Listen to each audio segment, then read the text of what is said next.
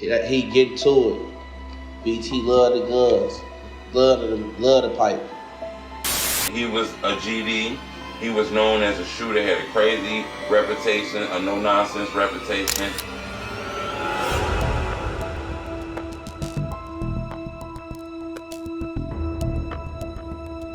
Rodney Latrell Stewart, known as BossTrell, was a young man living a life deeply entangled in the Chicago gang culture. BossTrell was a member of the Gangster Disciples, and he lived in an area of Chicago that was a patchwork of gang territories. Tensions were always present here, and in the early hours of November 8th, shots rang out, shattering the morning silence. Trell was found face down in an alley in the 2600 block of West 83rd Street.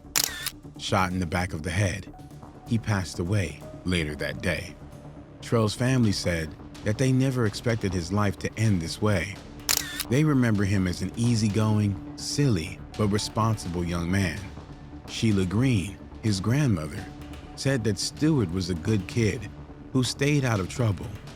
Green said that her grandson, who came to live with her when he was 10, actually liked to clean and go to bed early, and he had no problem taking care of his younger relatives or chipping in for groceries when needed.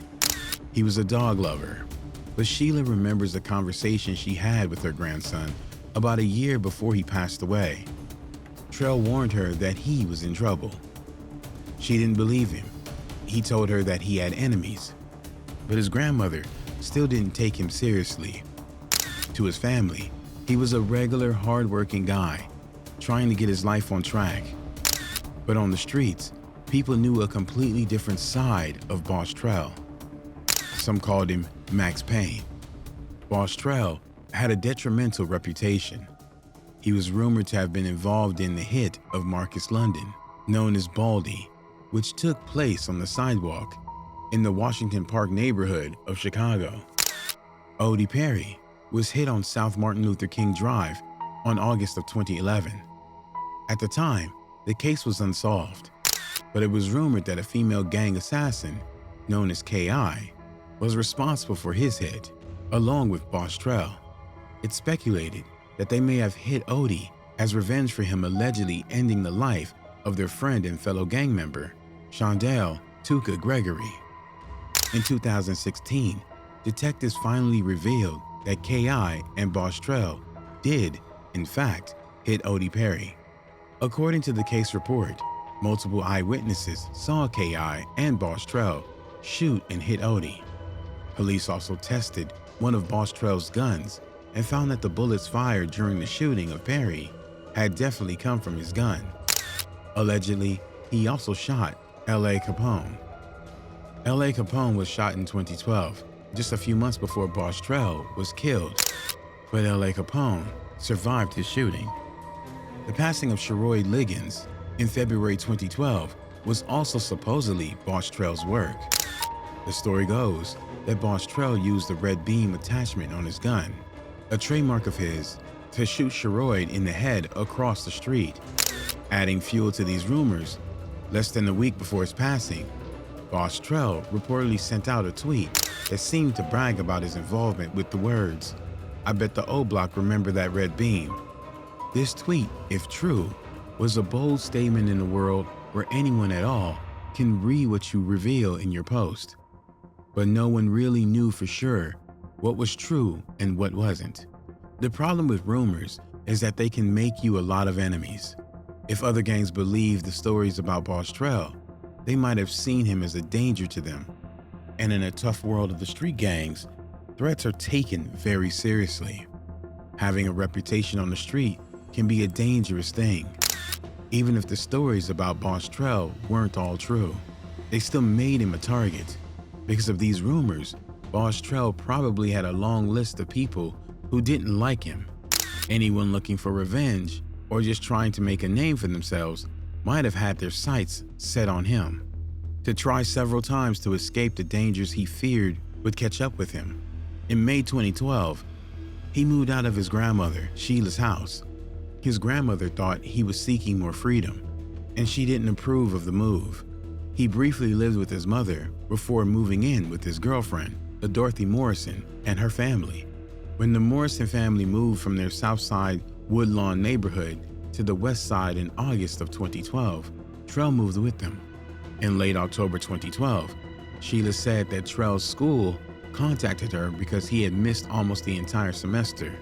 But despite the increasing instability, school absences, and repeated moves, Trell's girlfriend, Dorothy, insisted that he was trying to hang on and make something work. She claimed that Trell used to always talk about their future, and that he would always tell her that there was nothing in Chicago for them. He didn't want to end up deceased or in jail, and he was looking forward to moving.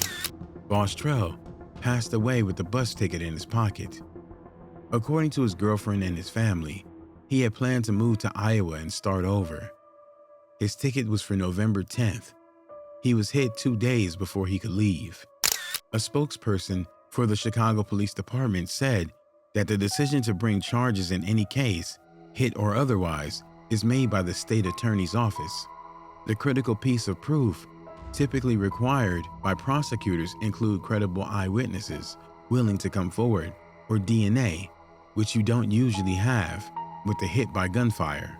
But when it comes to talking about who may have hit her boyfriend, Dorothy Morrison had apparently refused to cooperate with police, saying she doesn't feel comfortable.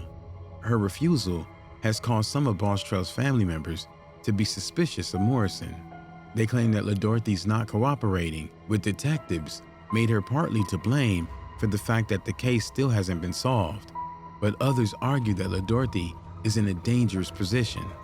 Trell's grandmother says the identity of the shooter is not a secret, and that the family is still waiting for eyewitnesses who will testify in court. She says the family and detectives know who did it, but there isn't enough evidence because no witness will step up. So who hit BossTrell? The answer isn't black and white, because BossTrell allegedly had a long list of targets in his past. But one thread that people BossTrell was rumored to have targeted is that they all had connections to the Black Disciple gang. If BossTrell was actually involved in targeting multiple members of the Black Disciples, that would have made him a marked man in their eyes. Hunting a member of a gang like the Black Disciples is an attack on the whole group, and they're known to protect their own fiercely. For someone living amid these tense gang rivalries, this kind of reputation could be hazardous, which is likely why BossTrell tried to warn his grandmother that he had enemies and why he was trying to get out of Chicago. In Chicago streets, the rivalry between the Flyboy Gang, or FBG, and the Black Disciples was well known. BossTrell, as a part of FBG, found himself in the middle of this long-standing beef. This meant that members of the FBG and the Black Disciples were always on edge, ready for something to pop off. For someone like BossTrell, that was a part of everyday life. His association with FBG put him in direct opposition to the Black Disciples. So when discussing BossTrell's untimely passing, we have to consider his background. The rumors about him, true or not, placed him in the crosshairs of a powerful group with a long memory. This is why it didn't come as much of a surprise when the word on the street was that King Von, a member of the Black Disciples, had been the one to hit BossTrell. FBG Duck's mom said something about this too. She mentioned in the video that King Von was allegedly responsible. Von allegedly trail him and T-Roy. Only the streets know, and only the people who did it know. So that's why I'm saying alleged. If the rumor of BossTrell's constant attacks on the Black Disciples were to be believed, King Von was a likely suspect to have taken revenge. He had a reputation for being a shooter, and even those closest to him said that he was responsible for Trell's hit. King Von also tweeted, "LOL, you ain't a boss to me," after the news of BossTrell's passing began to spread. Despite all the rumors and talks on the streets, one fact remains clear. BossTrell's hit case is still officially unsolved. To this day, the police haven't charged anyone for his hit. BossTrell's story shows us how someone can have two very different sides. To his family, He was a young guy looking forward to a better future. He is remembered by his friends, such as FBG Duck and FBG Cash, as someone who put in hard work to protect the neighborhood. To his friends, he was someone they would always remember. But on the streets, he had been caught up in the dangerous world of gangs and rumors. In remembering BossTrell, we think about both the good times and the hard life he lived outside of his home. He leaves behind many family members who love him, including his grandmother, Sheila Green, and his aunt, Andrea Johnson. Rest in peace, BossTrell.